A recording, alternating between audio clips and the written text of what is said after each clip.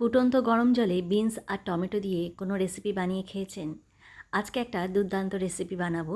প্রথমে বেশ খানিকটা পরিমাণ জল দিয়ে দিয়েছি, আর প্রায় 1 বাটি পরিমাণ বিনস কেটে নিয়েছিলাম সেটাকে দিয়ে দিচ্ছি, আর 2টো টমেটো। এটাকে ভালো করে সেদ্ধ করে নেব।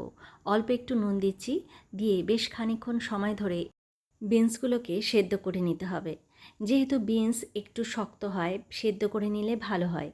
কিন্তু এই জলটাকে আমরা ফেলবো না, এটাকে আমরা পরে ব্যবহার করব।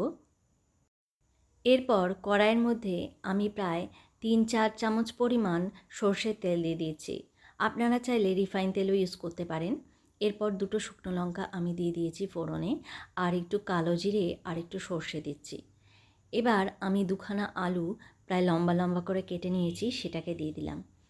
এবার এটাকে একটু নুন আর হলুদ দিয়ে একটু ভেজে নেব। একটু লো হিটে বা ঢাকনা দিয়ে আলুটাকে একটু ভেজে নিতে পারেন। তারপর আমি প্রায় 7টা-8টা পরিমাণ রসুন একটু গ্রেট করে রেখেছিলাম, সেটাকে দিয়ে দিলাম। রসুনটা দেওয়ার পরে এটাকে হিট দিয়ে একটু ভেজে নিতে হবে, যাতে রসুনের কাঁচা গন্ধটা চলে যায়। তারপর যে বিনস আর টমেটোটা সেদ্ধ করে রেখেছিলাম সেটাকে দিয়ে দিচ্ছি, আর টমেটোটা একটু স্ম্যাশ করে দিচ্ছি। আপনারা কি জানেন, বিনসে কিন্তু প্রচণ্ড পরিমাণে হাই প্রোটিন আছে।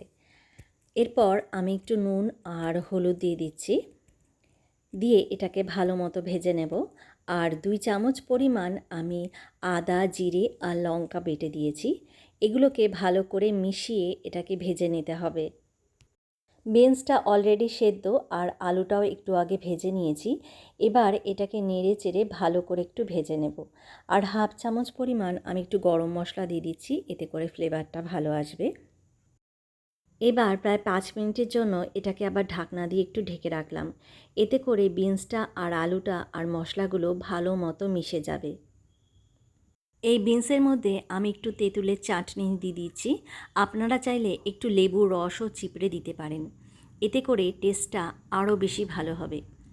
বাচ্চারা এই বিনসটা খেতে খুবই পছন্দ করবে, কখনোই না করবে না। এইভাবে যদি রেসিপিটা বানানো যায় তাহলে তার স্বাদটাই যেন অন্যরকম হয়, আর বাচ্চাদের খেতে খুবই টেস্ট লাগে। একবারের জন্য তারা না করবে না। রুটি বা ভাত এই সবের সাথে এই তরকারিটা যেন খুবই ভালো লাগে।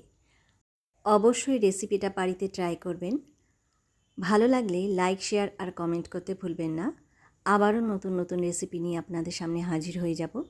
আজকের মতো এখানেই বিদায় জানাচ্ছি। সবাই ভালো থাকবেন। Tata, bye bye and take care.